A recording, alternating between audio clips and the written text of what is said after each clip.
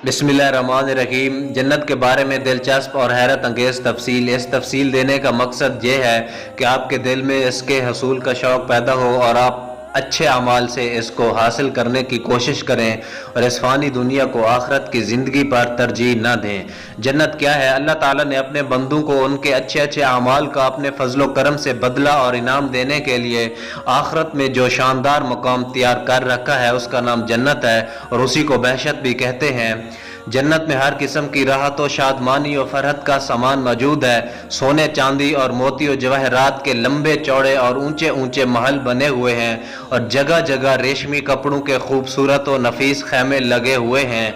हर तरह के लजीज और दिल पसंद मेवों के घने शादाब और सायादार दरख्तों के बागात हैं और इन बागों में शीरी पानी, नफीस दूध, उम्दा शहद और शराब तहूर की नहरें जारी हैं। किस्म किस्म के बेहतरीन खाने और तरह तरह के फल फ्रूट साफ सुथरे और चमकदार बर्तनों में तैयार रखे हैं। आला दर्जे के रेशमी लिबास और सितारों से बढ़कर चमकते और जगमगाते हुए सोने चांदी और मोती और जवाहरात के जेवरात, ऊंचे ऊंचे जड़ाव तख्त, उन पर गालीचे और चांदनियां बिछी हुई हैं और मसनदें लगी हुई हैं। ऐशो निशात के लिए दुनिया की औरतें और जन्नत की हूरें हैं जो बे इंतहा हसीन व खूबसूरत हैं। खिदमत के लिए खूबसूरत लड़के चारों तरफ दस्त बस्ता हर वक्त हाजिर हैं। अलगर्ज जन्नत में हर किस्म की बेशुमार राहतें और नेमतें तैयार हैं और जन्नत के हर नेमत इतनी बेनज़ीर और इस कदर बेमिसाल है कि न कभी किसी आँख ने देखा, न किसी कान ने सुना, न किसी के दिल में इसका ख्याल गुजरा। जन्नती लोग बिला रोक टोक उन तमाम नेमतों और लज्जतों से लुत्फ अंदोज होंगे और इन तमाम नेमतों से बढ़कर जन्नत में सबसे बड़ी ये नेमत मिलेगी कि जन्नत में जन्नतियों को खुदावंद कुद्दूस अज़्ज़ व जल का दीदार नसीब होगा। जन्नत में न नींद आएगी, न कोई मर्ज होगा, न बुढ़ापा आएगा, न मौत होगी। जन्नती हमेशा हमेशा जन्नत में रहेंगे और हमेशा तंदुरुस्त और जवान ही रहेंगे।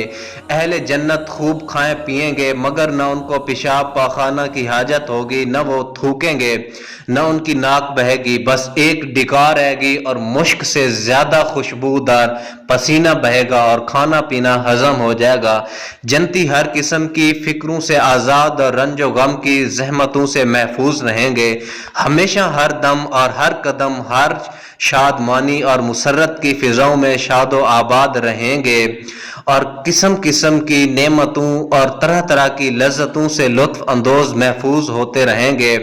खुलासा कुरान और हदीस, जन्नत कहाँ है? ज्यादा सही कौल यह है कि जन्नत 7वें आसमान के ऊपर है, क्योंकि कुरान मजीद में है कि यानी सिदरतुल मुंतहा के पास ही जन्नतुल मावा है और एक हदीस में ये आया है कि जन्नत की छत अर्श पर है। जन्नत की मंजिलें, हदीस शरीफ में है कि जन्नत के 100 दर्जे हैं और हर 2 दर्जों के दरमियान 100 बरस की राह है और एक हदीस में यह भी आया है कि जन्नती लोग जन्नत के बाला खानों को इस तरह देखेंगे जिस तरह तुम लोग जमीन से मशरिक या मगरिब में चमकने वाले तारों को देखा करते हो।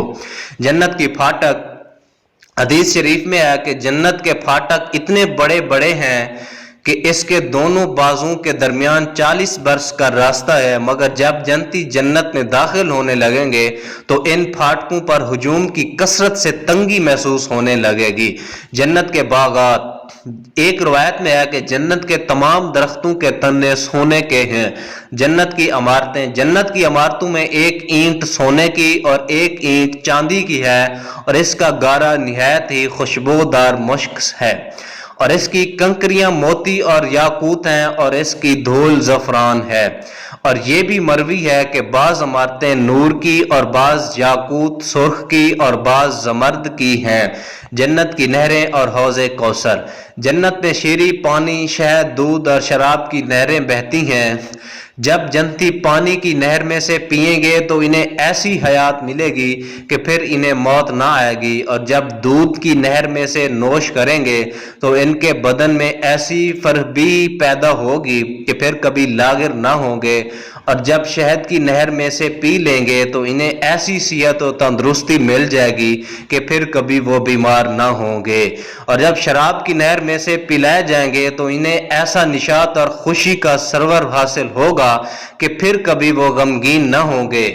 یہ چاروں نہریں ایک حوض میں گر رہی ہیں جس کا نام حوض کوثر ہے۔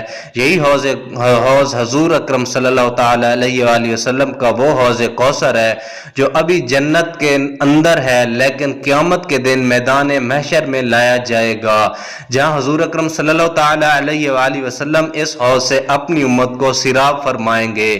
جنت کے چشمے، ان چاروں نہروں کے علاوہ جنت میں دوسرے چشمے بھی ہیں جن کے نام یہ ہیں: کافور، زنجبیل، سلسبیل، رحیق، تسنیم، روح البیان۔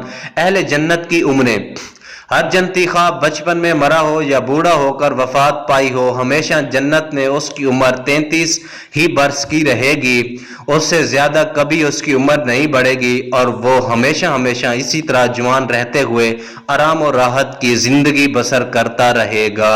جنتیوں کی بیویاں اور خدام: ادنا درجے کے جنتی کو 80,000 خادم اور 72 بیویاں ملیں گی، اور اس کے لیے موتی اور زبرجد و یاقوت کا اتنا لمبا چوڑا خیمہ گاڑا جائے گا جتنا کہ جابیہ اور صنعاء کے 2 شہروں کے درمیان فاصلہ ہے۔ حوروں کا جلسہ اور گانا: جنت میں حوروں کا جلسہ ہوگا جس میں حوریں اس مضمون کا گانا سنائیں گی کہ ہم ہمیشہ رہنے والیاں ہیں تو ہم کبھی فنا نہ ہوگی، ہم چین میں رہنے والیاں ہیں تو کبھی ہم غمگین نہیں ہوں گی، ہم خوش ہونے والیاں ہیں تو ہم کبھی ناراض نہ ہوا کریں گی۔ مبارکباد ہے ان کے لیے جو ہمارے لیے ہوں اور ہم ان کے لیے ہوں۔ جنت کے بازار: ہر جمعہ کے دن جنت میں ایک بازار لگے گا کہ اس میں شمالی ہوا چلے گی جو جنتیوں کے چہروں اور کپڑوں پر لگے گی تو ان کے حسن و جمال میں نکھار پیدا ہو کر وہ بہت زیادہ خوبصورت ہو جائیں گے، اور جب وہ بازار سے پلٹ کر اپنے گھر جائیں گے تو ان کے گھر والے کہیں گے کہ تم تو خدا کی قسم حسن و جمال میں بہت بڑھ گئے ہو، تو یہ لوگ کہیں گے کہ ہمارے پیچھے تم لوگوں کا حسن و جمال بھی بہت بڑھ گیا ہے۔ جنت میں خدا عز و جل کا دیدار: حضور اکرم صلی اللہ علیہ وآلہ وسلم کا ارشاد ہے کہ جب جنتی جنت میں داخل ہو جائیں گے تو خدا عز و جل کا ایک منادی یہ اعلان کرے گا کہ اے اہل جنت، ابھی تمہارے لیے اللہ عز و جل کا ایک اور وعدہ بھی ہے۔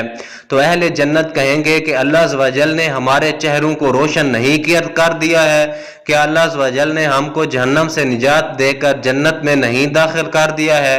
تو منادی جواب دے گا کہ کیوں نہیں۔ پھر ایک دم خداوند قدوس عز و جل اپنے حجاب اقدس کو دور فرما دے گا اور جنتی لوگ خدا عز و جل کا دیدار کر لیں گے، تو جنتیوں کو اس سے زیادہ جنت کی کوئی نعمت بے پیاری نہ ہوگی۔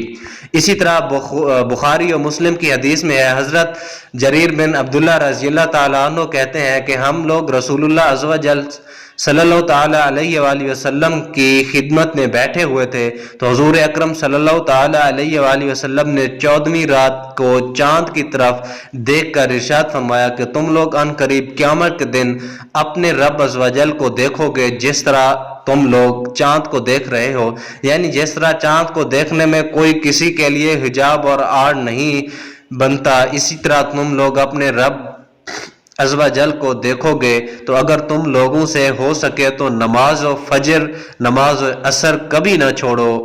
جزاک اللہ خیرہ۔